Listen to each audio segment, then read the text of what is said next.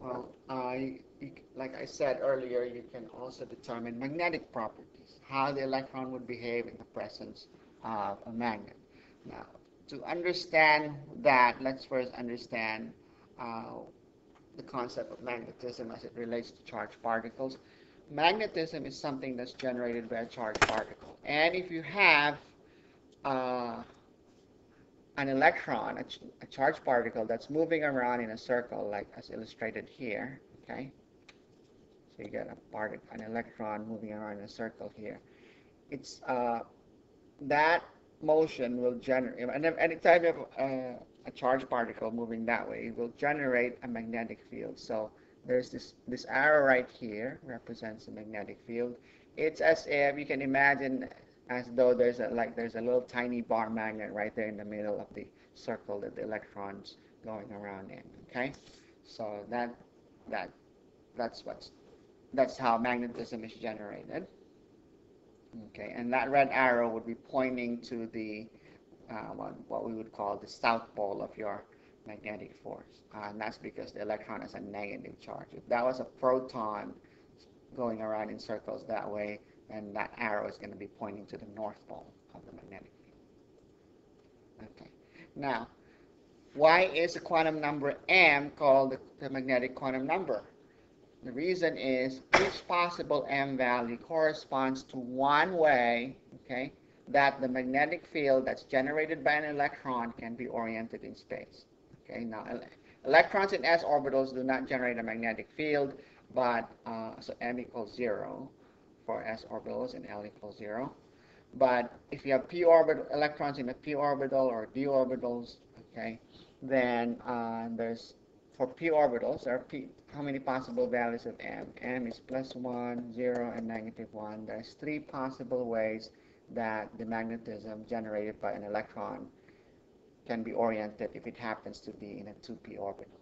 Okay, so that's how we make a distinctions between those 3 orbitals, how the m quantum number distinguishes between the 3 orbitals in a p subshell.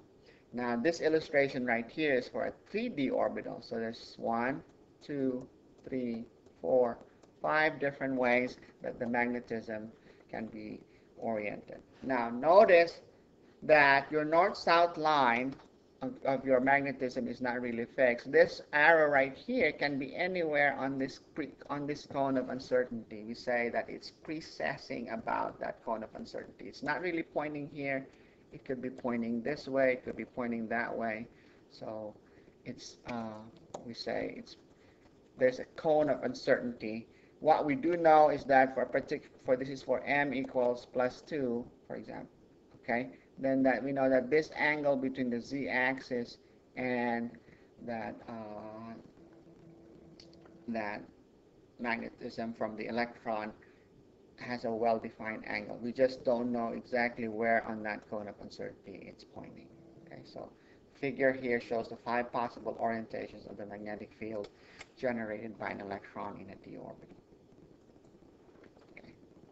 Now, we have to make a postulate in quantum mechanics that says that each electron has intrinsic magnetism, which can be oriented in 2 possible ways. In other words, the m quantum number, okay, in your atomic orbital does not allow us to fully account for the magnetic behavior of electrons. It seems like in order to fully account for the magnetic behavior of an electron, we have to assume that there's one other source of magnetism.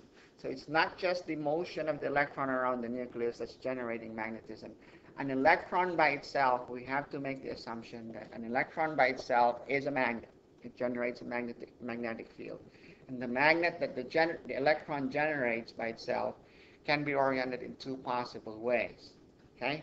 It's either up or down, upward or downward. Okay?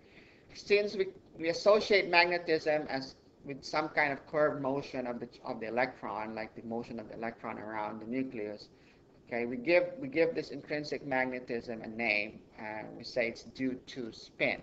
Okay? So, because the word spin conjures up the notion of a circular type of motion. And so, in other words, what we're saying is for us to be able to give a complete description of an electron, we have to specify 4 quantum numbers. Okay, we have to say which orbital it's in, N, L, and M tells us the orbital. And then we have to specify how the magnetism is oriented how the intrinsic magnetism is oriented. Is it spin up or spin down? Okay? Spin up simply means it's oriented one way, and spin down means it's oriented the other way. So fourth quantum number, m sub s, for an electron can be either plus 1/2 or negative 1/2. That completely defines the state of an electron in an atom. You specify the orbital it's in, and you specify whether it's spin up or spin down.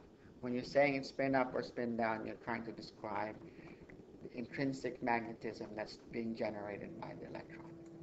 Okay, so let's look at an example. How many ways can the intrinsic magnetism of an electron in a 3D orbital be oriented? Well, if they're talking about intrinsic magnetism, it doesn't matter which orbital it's in. There's just two ways. It's either spin up or spin down. Okay.